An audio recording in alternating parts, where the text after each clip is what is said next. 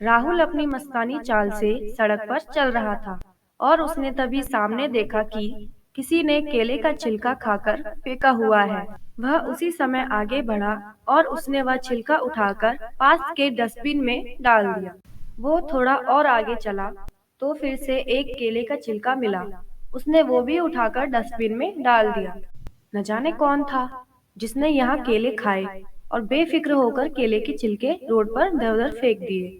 यदि किसी का पैर छिलके पर पड़ता तो वह गिर ही जाता और उसे चोट भी लग जाती।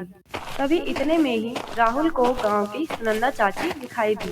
वो ठीक से चल भी नहीं पा रही थी। क्या हुआ चाची, आपके पैरों में कोई चोट लगी है? क्या बताऊं बेटा, किसी शरारती बच्चे ने मेरी लाठी गायब कर दी।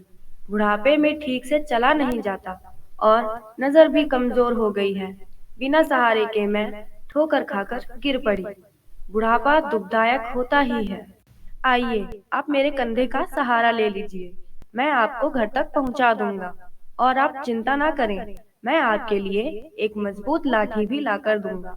राहुल चाची को अपने कंधे का सहारा देकर चलने लगा। बेटा जीते रहो, तुम यहाँ हो तो तुम्हें किसी काम की कोई जल्दी तो नहीं हो रही है ना? नहीं चाची, किसी भी काम की कोई जल्दी नहीं है। अपनी चाची को अपने घर पहुंचा रहा हूँ। इससे बढ़कर कौन सा काम हो सकता है मेरे लिए? सुनंदा चाची का घर आ गया और राहुल ने उन्हें उनके खाट पर बैठा दिया और फिर वो वहां से दौड़कर अपने घर गया और फिर एक अच्छी सी लाठी लाकर चाची को दे दिया। चाची जी, रख लीजिए अपने पास। इससे सुनंदा चाची के उदास चेहरे पर मुस्कान आने लगी और उनके हाथ राहुल को आशीर्वाद देने के लिए उठ गए। राहुल की एक 7 साल की बेटी थी जिसका नाम संजना था। वो स्कूल से घर आ रही थी कि तभी उसे रास्ते में एक नदी दिखाई पड़ी। जब उस नदी के पास पहुंची तो उसको प्यास लगने लगी। फिर वो नदी किनारे पहुंच गई और पानी पीने लगी। पानी पीने के बाद जब वो वहां बैठकर नदी के विशाल जल को देख रही थी, तभी उसकी नजर एक हरे रंग की वस्तु पर गई। वो वस्तु पानी में बहते बहते संजना के तरफ ही आ रही थी। थोड़ा और नजदीक आने पर बिल्कुल स्पष्ट हो गया कि वो आम का छोटा सा पौधा था। संजना ने आगे बढ़कर उस छोटे पौधे को उठा लिया और उसे लेकर अपने घर की ओर चल दी। संजना पौधे को अपने घर के पास की जमीन में लगाने जा रही थी कि तभी उसके पड़ोसी की लड़की सीरू ने आवाज दी, संजना, इस जगह पर तुम अपना आम का पेड़ मत लगाओ, क्योंकि यह जगह तो हमारे यहाँ आती है। सीरू, ये तो मामूली आम का पेड़ है, इसमें जब आम आएंगे तो हम सब मिलकर खाएंगे। तभी अंदर से सीरू की माँ आ जाती है और वह बोलती है, अरे संजना, तूने सुना नहीं सीरू ने क्या कहा? ये हमारी जगह है और तू यहाँ पेड़ नहीं लगा सकती। हमें कोई फल नहीं चाहिए, समझी तू? ठीक है, अगर तुम्हें अपने घर नहीं लगवाना है तो कोई बात नहीं, मैं इसे हमारे घर के पास लगा देती हूँ। इसमें आपको भी शायद कोई परेशानी नहीं होगी।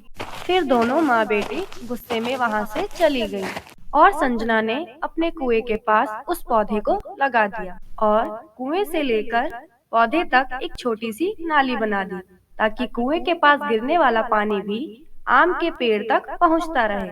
फिर संजना ने बाल्टी से पानी भरकर आम के पेड़ के पास पानी डालकर उसको अच्छे से सींच दिया और फिर दूसरे दिन आम के पेड़ का आकार बहुत बड़ा हो गया था, जिसे देखकर संजना खुशी से झूम उठी। माँ, पिताजी, जल्दी से बाहर आओ।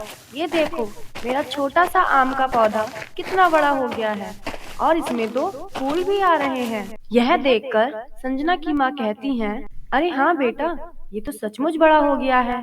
देखो, छोटे छोटे आम भी आ रहे हैं। मुझे तो लग रहा है ये कोई साधारण आम का पेड़ नहीं है, बल्कि कोई चमत्कारी पेड़ है। हमें इस पेड़ का विशेष ध्यान रखना होगा। दूसरे दिन जब संजना की माँ उस पेड़ को देखने आई तो आश्चर्य से मूर्ति बनकर खड़ी हो गई। वो आम का पेड़ बड़े बड़े फलों से लदा हुआ था। संजना बेटा, ये देखो कितना बड़ा चमत्कार, पूरे आम के पेड़ पर आम का भंडार। इतने बड़े बड़े सुंदर आम मैंने जीवन में कभी नहीं देखे। हाँ माँ, ये तो बहुत अच्छा लग रहा है, लेकिन हम इतने सारे आम का क्या करेंगे? तभी आम के पेड़ से आवाज आती है, संजना, तुम्हारी सच्चाई, ईमानदारी और परोपकार, ये सब देखकर भगवान ने मुझे तुमको दिया है। इतने सारे फल तुम्हारे ही तो है। इन्हें खाओ और बेचो और खूब पैसे कमाओ। हाँ बेटी, हम इसके फलों को तोड़कर बाजार में बेचेंगे। इसके द्वारा धन अर्जित करेंगे। हम जन सेवा भी करेंगे। संजना और उसकी माँ ने बहुत सारे आम तोड़े और उन्हें गाड़ी में भरकर मार्केट भेज दिए, जिससे उन्होंने बहुत सारे पैसे कमाए। अब संजना के पिता राहुल ने गरीबों के लिए कुछ धन और कपड़ों का दान किया और उनकी खुद की भी गरीबी दूर हो गई। अब तो उनका अच्छा घर बन गया और अच्छे वस्त्र भी आ गए। घर के जरूरत के बहुत सारे सामान भी उन्होंने लिए। संजना के घर की इतनी तरक्की देखकर उसकी पड़ोसन सीरू की माँ बहुत चकित हो गई और उसे अब ये पता भी चल गया था कि ये सारा चमत्कार और जादुई आम के पेड़ का है। तभी वह उसी रात को एक बड़ा चाकू लेकर आम का पेड़ तोड़ने चली गई।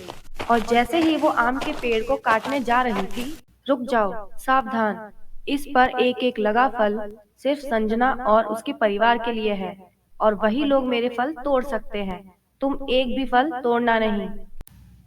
तो ऐसी बात है, मैं तुम्हें अभी जड़ से काट देती हूँ। ना रहेगा बांस, ना बजेगी बांसुरी। वीरू की माँ चाकू लेकर जैसे ही पेड़ को काटने के लिए आगे बढ़ती है, वैसे ही उसके हाथ का चाकू एक विशाल बड़े सांप के रूप में बदल जाता है। सीरू की माँ तुरंत उससे दूर फेंक देती है और डर कर घर की तरफ भागने लगती है। तभी रास्ते में उसे संजना मिलती है। अरे काकी, क्या हुआ? आप ऐसे भाग क्यों रहे हो, जैसे आपके पीछे भूत पड़ गया हो? वो देखो, वहाँ पर सांप है। अरे कहाँ? वहाँ सांप नहीं, आपका चाकू है जो आप पेड़ काटने के लिए लेके आई थी।